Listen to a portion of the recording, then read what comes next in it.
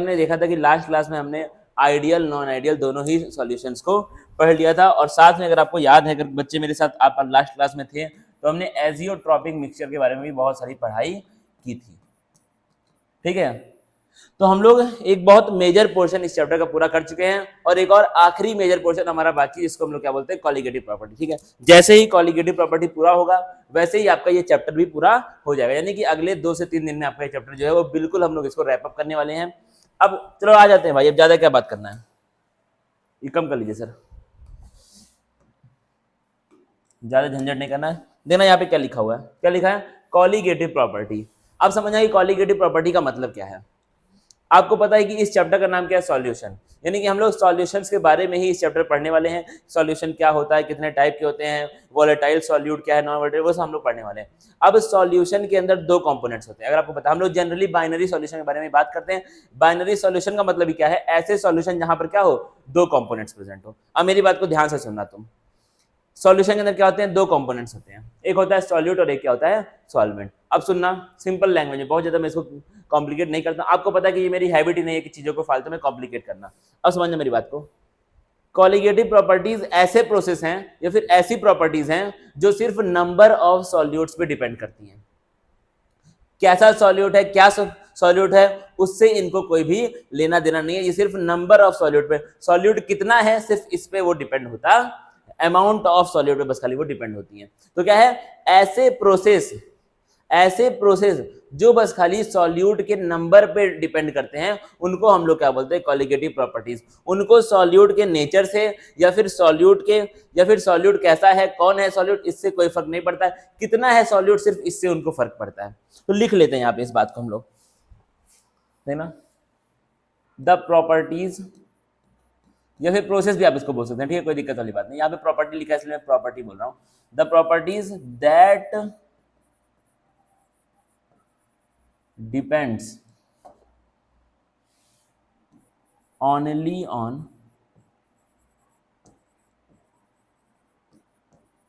number of solute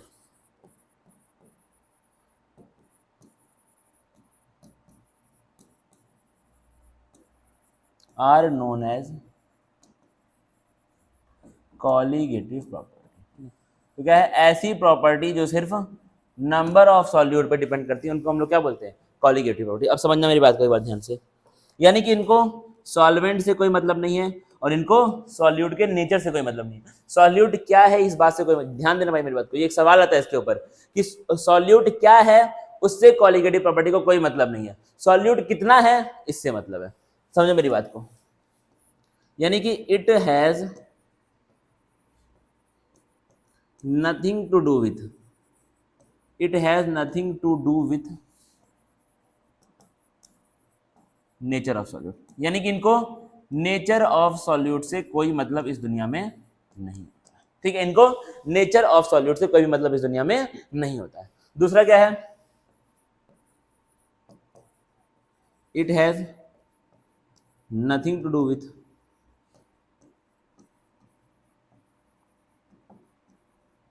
solvent, इनको solvent से भी कोई मतलब नहीं, ना इनको नेचर ऑफ सॉल्यूट से कोई मतलब है, ना इनको सॉल्वेंट से कोई मतलब है, इनको सिर्फ मतलब है नंबर ऑफ सॉल्यूट से। आगे बढ़ते हैं, ठीक है, कुछ मुझे लगा दिक्कत, आगे बढ़ेंगे तो क्या लिखा है, क्या लिखा है, conditions for application of colligative property. मतलब क्या है, कॉलिगेटिव प्रॉपर्टी काम करे, कॉलिगेटिव प्रॉपर्टी वहां पर अप्लाई हो, इसके लिए कुछ कंडीशंस होनी चाहिए सॉल्यूशन में।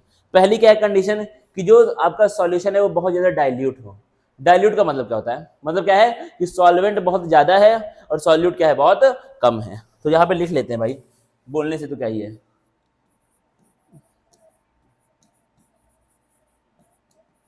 The solution should be very dilute. Solution क्या होना चाहिए आपका, बहुत ज्यादा डाइल्यूट होना चाहिए। यहाँ एक चीज मैं लिखूंगा, यानी कि number of moles of solvent क्या हो, बहुत ज्यादा हो, किसके मुकाबले, number of moles of solute. Simple बात हो गई। दूसरी बात देखना, जो तुम्हारा सॉल्यूट है वो जैसा हमने डाला है सॉल्यूशन में वैसा ही रहे, ना डिसोसिएट हो ना एसोसिएट हो, ना सॉल्यूट टूटे और ना सॉल्यूट आपस में जुड़े। वही चीज लिखेंगे, the solute should not the solute should not dissociate और एसोशिएट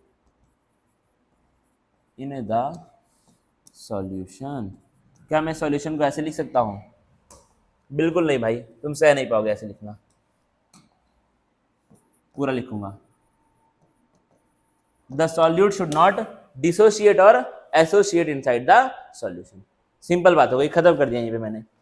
अब देखते हैं कितनी कॉलिगेटिव प्रॉपर्टीज या फिर कितने कॉलिगेटिव प्रोसेस हमको हमारे चैप्टर में पढ़ने हैं। कितने पढ़ने हैं हमको? 4 पढ़ने हैं। कौन कौन से 4 हैं आपके? सबसे पहली कॉलिगेटिव प्रॉपर्टी जो हम लोग ऑलरेडी पढ़ करके आ रहे हैं, क्या है?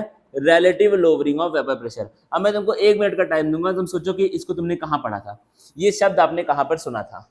सोच लो, इतना श्योर है कि हम लोग पढ़ चुके हैं इसको। कहाँ पढ़े ये आप सोच लीजिए। 1 मिनट का टाइम मैंने आपको दिया हुआ है।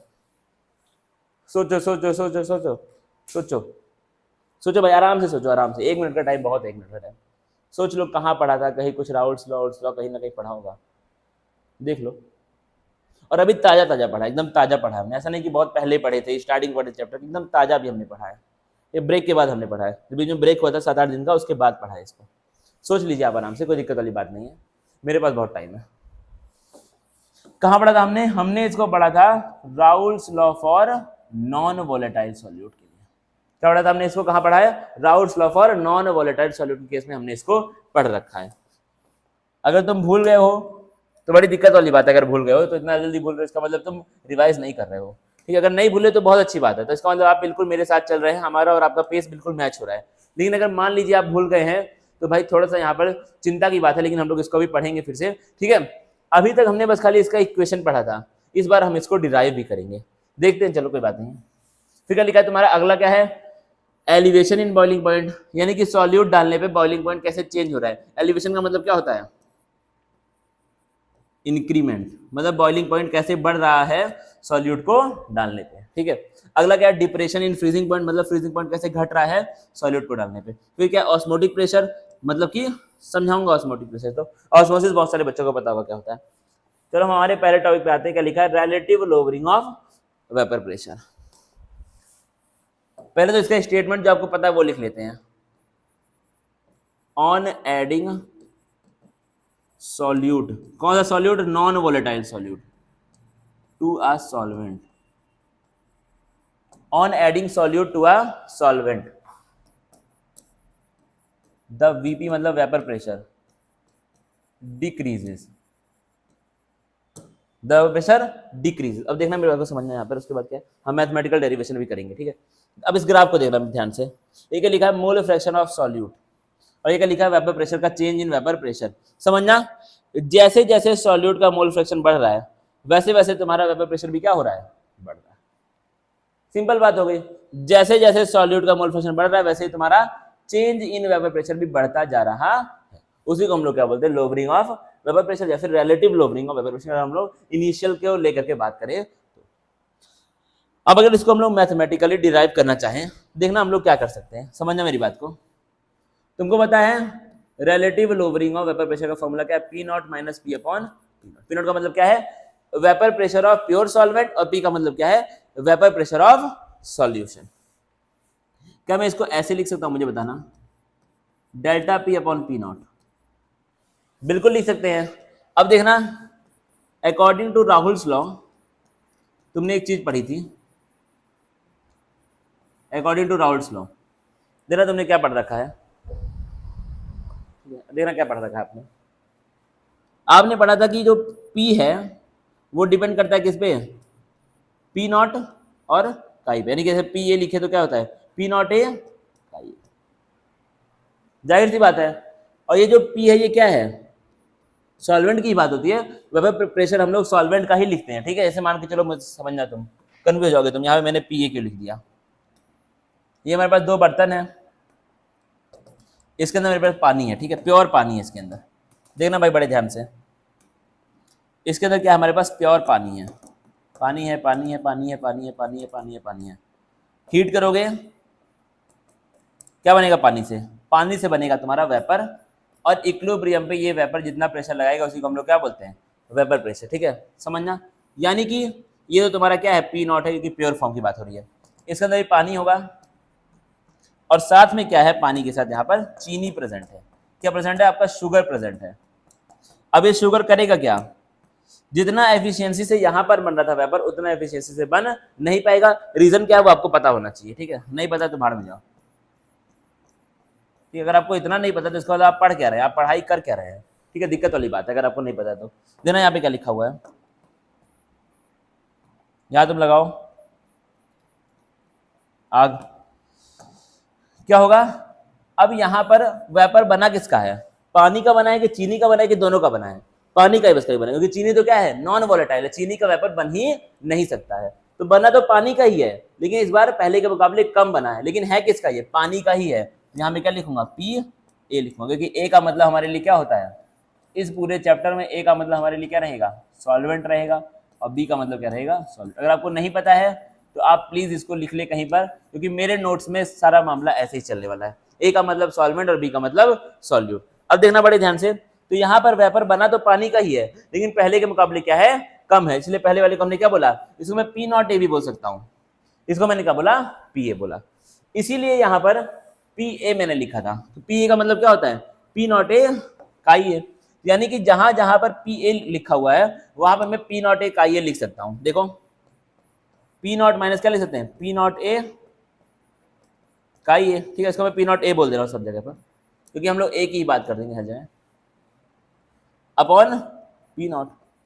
अब तो मुझे एक चीज बताओ कि क्या इसके लिए क्या chi A plus chi B is equal to 1 होता है, तो क्या मैं काई ए को लिख सकता हूँ 1 माइनस काई बी, 100% सर आप इसको लिख सकते हैं। तो जहां पर काई ए लिखा है वहां पे मैं लिख रहा हूँ काई 1 माइनस काई बी, तो P naught A minus P naught A bracket में 1 माइनस काई बी अपॉन क्या हो जाएगा, पी नॉट ए। अब इसको पी नॉट ए ऐसे काट दीजिए सर, ऐसा नहीं होता बुद्धू आदमी, ठीक है, वो सब्ट्रैक्शन में वहां पर है, उसको आप काट नहीं सकते हैं। अब क्या होगा, ये इससे भी मल्टीप्लाई होगा और इससे भी मल्टीप्लाई होगा। देखना इसके आगे मैं यहाँ पे लिख रहा हूँ, इसको मैं थोड़ा सा ऐसे कर देता हूँ बॉक्स में, कि आपको कंफ्यूजन ना हो। बॉक्स होना चाहिए हमारा व्हाइट कलर का, और बॉक्स की थिकनेस होनी चाहिए ज़्यादा कि आपको समझ में आए, ठीक है। अब देखना बड़े ध्यान से, पी नॉट ए 1 माइनस काई बी, इसको मैं क्या लिख सकता हूँ, मल्टीप्लाई करके अंदर P naught A minus P naught ए,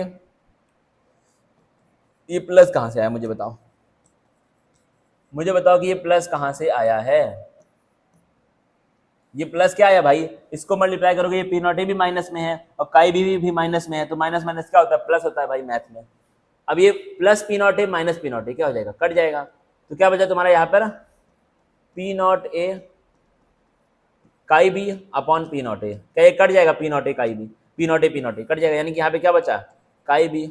और ये काई बी, ये जो हमारा ये पूरा मैंने सॉल्व किया है, ये मैंने किसको सॉल्व किया है, मैंने सॉल्व किया है इसको, ठीक है, और ये बराबर है किसके, delta P is equal to P naught के। तो क्या मैं यहाँ पे लिख सकता हूँ delta P is equal to P naught, sorry delta P upon P naught, और डेल्टा पी तुम्हारा क्या है, P naught A minus P A upon P naught ए।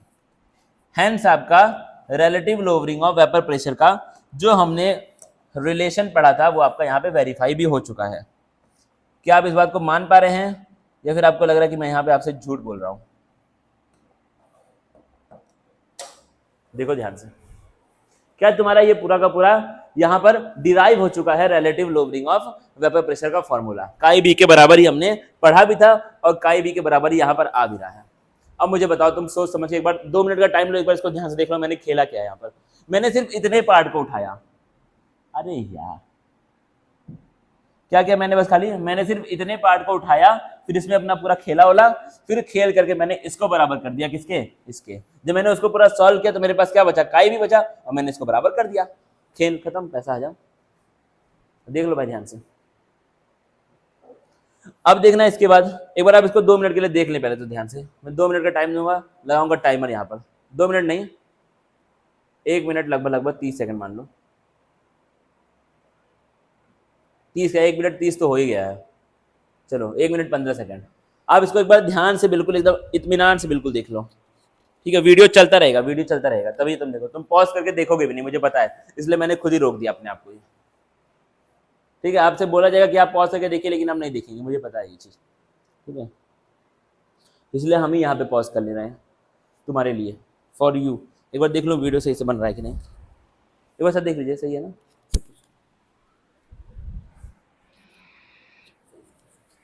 ये 45 सेकंड और बाकी है, मैं इसको 30 पे बंद कर दूंगा, 30 सेकंड पे।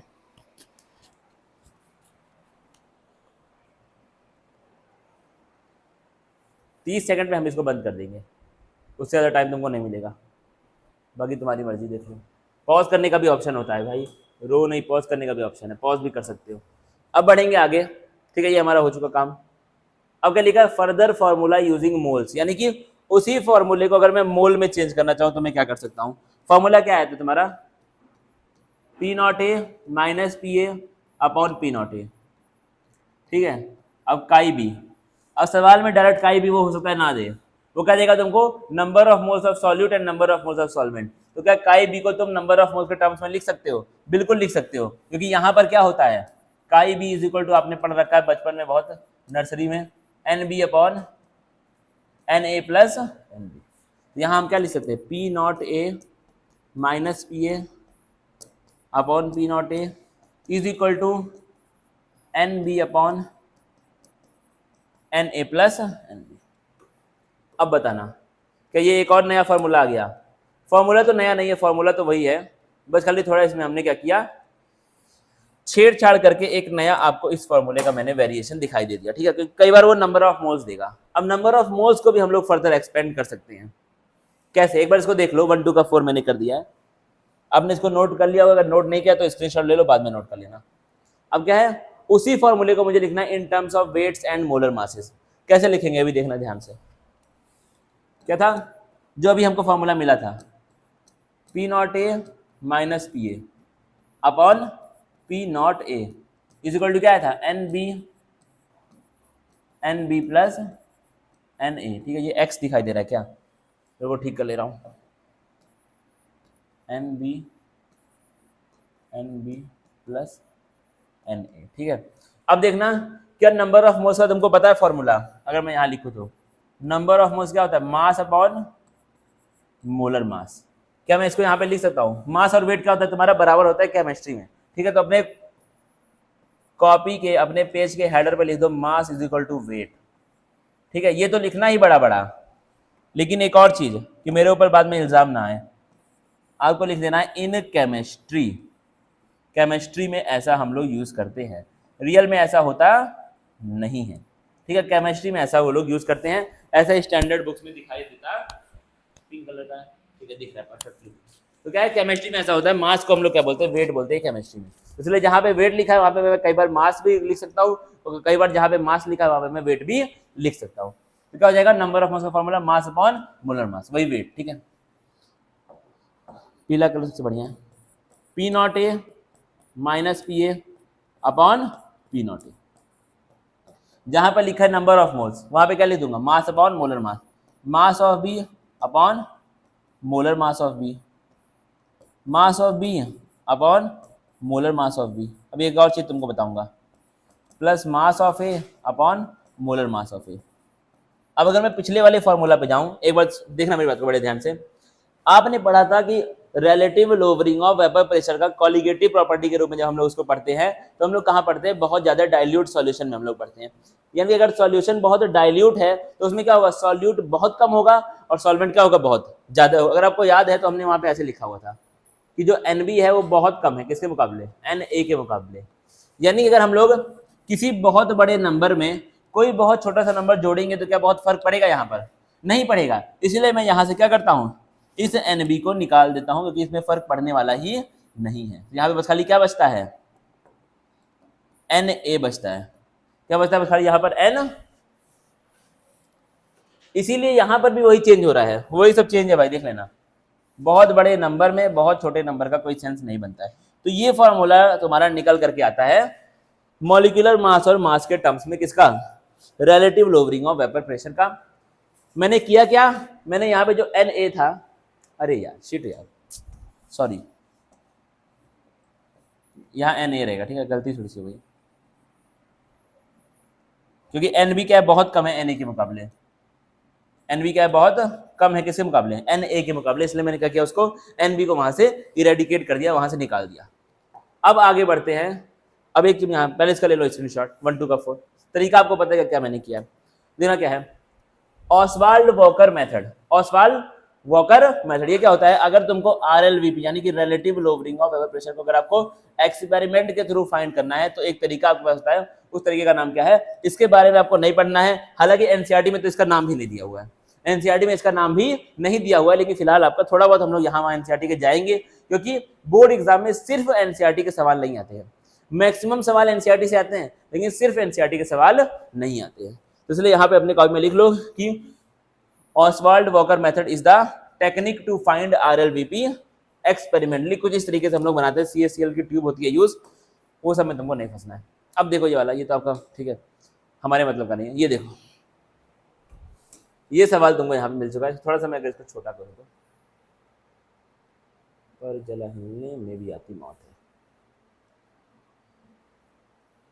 देखना क्या लिखा है सवाल में, लिखा है the vapour pressure of a solution containing इतना किलोग्राम ऑफ सॉल्यूट इन इतना किलोग्राम ऑफ वाटर एट इतना केल्विन इज 27.37 मिलीमीटर Hg। ठीक है, ये आपका सॉल्यूशन का दिया हुआ है, यानी कि यहाँ पे PA। Vapour pressure of solution बोले या फिर बोले vapour pressure of solvent in solution, दोनों क्या है, सेम है, क्योंकि सॉल्यूशन में भी बस खाली सॉल्वेंट ही क्या होता है तुम्हारा, वोलेटाइल होता है, इसलिए सॉल्वेंट का ही वेपर प्रेशर को हम लोग क्या बोलते हैं, वेपर प्रेशर ऑफ सॉल्यूशन बोलते हैं। तो यहाँ पे PA दिया हुआ है कितना, 27.37 millimetre Hg। Mass of solute दिया हुआ है, अगर तुम देख पा रहे हो तो कितना दिया mass of solute, 13 multiply by 10 raise to the power 3 kilogram. Mass of solvent दिया हुआ मेरे भाई, अरे मतलब सॉल्यूट भी दिया है और सॉल्वेंट भी दिया हुआ है, 0.1 किलोग्राम। और क्या दिया यार, मोलर मास ऑफ सॉल्यूट आपसे पूछा है। ठीक है, अब इसको मैं सॉल्यूट नहीं लिखूंगा, अब तुम कंफ्यूज हो। बहुत सारे बच्चे कहेंगे यहाँ पे ये कहाँ से आ गया, तो अब तुम कंफ्यूज ही हो, तुम डिजर्व करते हो कंफ्यूज होना। मेरे ख्याल से यहाँ पे MB दिया हुआ है और MA दिया है, मास ऑफ B दिया हुआ है और मास ऑफ A दिया हुआ है, और मोलर मास ऑफ B तुमसे पूछा है उसने। अच्छा, मोलर मास ऑफ A क्या हो जाएगा, पानी है यहाँ पे, पानी A का मतलब क्या होता है, सॉल्वेंट होता है, और सॉल्वेंट पानी है यहाँ पे दिया हुआ सवाल में, सॉल्वेंट यहाँ पानी है। कितना होता है पानी का मोलर मास, 18। क्या होता है, 18। अब क्या लिखा है, वेपर प्रेशर प्योर वाटर का भी दिया हुआ है, यानी कि P0A भी उसने दे रखा है, कितना दे रखा है, 28.06। अब चलो खेलते हैं, फॉर्मूला क्या होता है भाई, P0A minus PA upon P0A is equal to mass of B। तीसरा वाला फॉर्मूला मैं लिख रहा हूं, जो तीसरा फॉर्मूला हमने आज पढ़ा है, mass of A upon molar mass of A। खेलो भाई, P0A कितना दिया है, 28.06, PA कितना दिया है, 27.37, P0A कितना दिया है, 28.06। मास ऑफ A कितना दिया हुआ है, मास ऑफ A अभी किलोग्राम में है। अच्छा, तो कट ही जाएगा बाद में, वैसे किलोग्राम में तुम्हारा आंसर आएगा, ठीक है, किलोग्राम में आपका आंसर यहाँ पर आएगा, या फिर एक काम करो, उन सबको ग्राम में चेंज कर लो, ज़्यादा तुम्हारे लिए आसान रहेगा। मास ऑफ A कितना दिया है, 0.1 किलोग्राम। मास ऑफ B लिखना है 13 into 10 raise to the power -3, क्योंकि आप लोग जो मोलर मास लिखेंगे वो आप ग्राम में लिखेंगे, इसलिए ये भी तुम्हारा ग्राम में ही होना चाहिए। तो ध्यान देना, अगर मोलर मास किसी भी फॉर्मूले में किसी भी सवाल में सॉल्व करने में आ रहा है तो मोलर मास हम लोग ग्राम में पढ़ते हैं, इसीलिए आप अगर मास ग्राम में नहीं दिया है तो उसको ग्राम में चेंज करो, कुछ ना कुछ अपना तिकड़म अपना करके। तो 1 किलोग्राम इज इक्वल टू क्या होता है, कोई बताने वाली बात है क्या, 1000 ग्राम होता है। तो खेल लो, ये तुम्हारा किलोग्राम है तो क्या करो, इसको मल्टीप्लाई कर दो 1000 से, और नीचे आपको यही पूछा है, इसको x मान लो, ठीक है। और क्या है इसके अंदर, और पानी दिया 0.1 किलोग्राम, मल्टीप्लाई कर दो 1000 से, इसको कितना मानना है तुमको, 4 है। अब देखो 28.06 को माइनस करेंगे 27.37 से, कितना आएगा, 16 में 6 गया 9,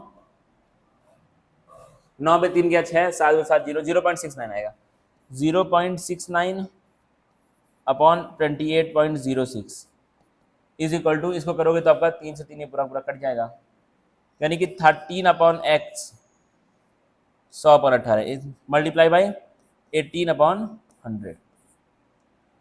कट हो जाएगा यहाँ पे ना, यहाँ पे 0 बढ़ेगा, एक 0 0 करेगा तो 18 बचेगा। अब देखना ये हट जाएगा यहाँ से तो कितना आ जाएगा, 2 5 5 10, 2 9 18, 9 5 45, तो ये 5.5 आएगा तुम्हारा, 5.55 आएगा वैसे तो।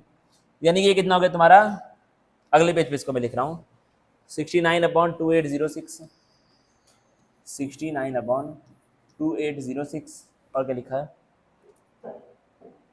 13/5.5x, 13/5.5x। क्रॉस मल्टीप्लाई खेल पाओगे तो 69 multiply by 5.5x is equal to 13 multiply by 2806, यानी कि x इज इक्वल टू कितना हो गया 13 multiply by 2806 upon 69 multiply by 5.5। अब भाई कर लोगे कि नहीं यार, इसके आगे तुम कर लेना यार, कितना आएगा, इसको इससे मल्टीप्लाई करना है, इसको इससे मल्टीप्लाई करना, दोनों को डिवाइड कर देना। अब इसके आगे तुम थोड़ी ना मुझे बोलोगे करने के लिए, अब बोलोगे तभी नहीं करूंगा। तुमको बोर्ड एग्जाम में बैठना है भाई, मेरे इतना तो कैलकुलेशन आपको आना चाहिए, जितना सवाल था और जितना टफ था तुम्हारे लिए उतना मैंने कर दिया है। अब यहाँ सिर्फ मल्टीप्लाई करके डिवाइड करना है, ठीक है। अगर बराबरी में आके आप इतना नहीं कर पा रहे हैं, ठीक है, तो मुंह मत खुलाओ मेरा, ठीक है। लब कुछ ना कहे तो अच्छा है, ये चुप ही रहे तो अच्छा है। अब देखना आगे एक और सवाल है यहाँ पे, मैं करूँ कि तुम ट्राई करोगे, तुम क्या करोगे, मैं तुमको तरीका बता दे रहा हूँ, ठीक है, बाकी तो ट्राई तुम्हें ही करना है। लब कुछ ना कहे तो अच्छा है, ये चुप ही रहे तो अच्छा है। देखना क्या लिखा है, in an experiment 18.04 gram of mannitol were dissolved in 100 gram of water, the vapour pressure of water was lowered by इतना। यानी कि मैनिटॉल डिसॉल्व्ड इन वाटर। अब बताओ सॉल्वेंट कौन है और सॉल्यूट कौन है, क्या तुम देख पा रहे हो? एक मुझे बात बताना, सभी लोग जितने बच्चे देख रहे हैं सब लोग बताना मुझे कि पानी को हम लोग प्यार से क्या बोलते हैं। आप एक बार सोच लीजिए, पानी को हम प्यार से बोलते हैं यूनिवर्सल सॉल्वेंट। यानी कि अगर किसी सॉल्यूशन में पानी है और कुछ और है, कोई और कौन है मुझे उससे कोई मतलब नहीं है, अगर पानी है और कुछ और है तो सॉल्वेंट कौन होगा, हर बार पानी होगा। यानी कि यहाँ पे पानी है और कुछ और है तो सॉल्वेंट कौन है, पानी है। तो मास ऑफ ए कितना दिया है, 100 ग्राम दिया हुआ है, और मास ऑफ बी यानी कि सॉल्यूट कितना है 18.04 ग्राम। फिर क्या लिखा है, जो वेपर प्रेशर है पानी का वो इतना कम हो गया है, ठीक है, लोवर्ड बाई इतना, यानी कि ये तुम्हारा कम हो गया, मतलब कितना कम हुआ है वो दिया हुआ है, यानी कि ये तुम्हारा डेल्टा पी दिया हुआ है, डेल्टा मतलब P not minus P, lowered by लिखा हुआ है ना, ठीक है, इतना हुआ नहीं है, इतना कम हो गया है लिखा है। भाई सवाल को थोड़ा सा पढ़ने का ट्राई करना अच्छे से, ठीक है। पहली बार में अगर आप पढ़ेंगे तो आपको लगेगा कि ये पी नॉट दिया हुआ, पी ए दिया हुआ है, लेकिन ये पी ए नहीं दिया है, ये दिया है कितना कम हुआ है, यानी कि पी नॉट माइनस पी ए दिया हुआ है। तो डेल्टा पी दिया हुआ है, साथ में तुम्हारा पी नॉट दिया है, कितना रियल में इतना था, मिलीमीटर एच जी यहाँ पे अपना लिख ले रहा हूँ यार, तुम क्या लिख लोगे, मैं लिख दे रहा हूँ। और देखो क्या दिया हुआ है इसके अंदर, मोलर मास तुमसे पूछा है, मोलर मास ऑफ ए क्या हो जाएगा, नहीं पता है क्या गधे, नहीं पता है, मोलर मास पानी का 18 होता है। अब बोलो क्या अब तुम इसको कर लोगे सॉल्व, सीधा यही वाला खेल खेलना है भाई, जो इसमें किया है, जो मैंने इसमें किया वही मुझे इसमें भी करना है, सेम टू सेम, फॉर्मूला में कोई अंतर नहीं है। अब मुझे बताना यहाँ पे, मैं पहले तो तुम इसको नोट कर लो जल्दी जल्दी, ठीक है। नोट क्या करोगे तुम, एक बार देख लो फिर खुद से फाइंड करने का ट्राई करना, नहीं मिलेगा तो वीडियो पे आ जाना फिर से, सिंपल बात है। अब मुझे बताओ, अब अगर मैं आपको एक चीज बताऊं तो हम लोग एक कॉलिगेटिव प्रॉपर्टी को भी खत्म कर चुके हैं, 4 है और उसी 4 पे तुम्हारा चैप्टर खत्म हो रहा है, ठीक है। उसके बाद वेंट ऑफ फैक्टर है अपना 10 15 20 मिनट का, उसको भी पूरा करनी, कोई दिक्कत वाली बात नहीं है, ठीक है। तो क्या ये 4 हो जाएंगे पूरा, मतलब तुम्हारा चैप्टर बिल्कुल एकदम खत्म होने के वर्ज पे आ चुका है, ठीक है, ऑलमोस्ट आपका चैप्टर ये खत्म होने वाला।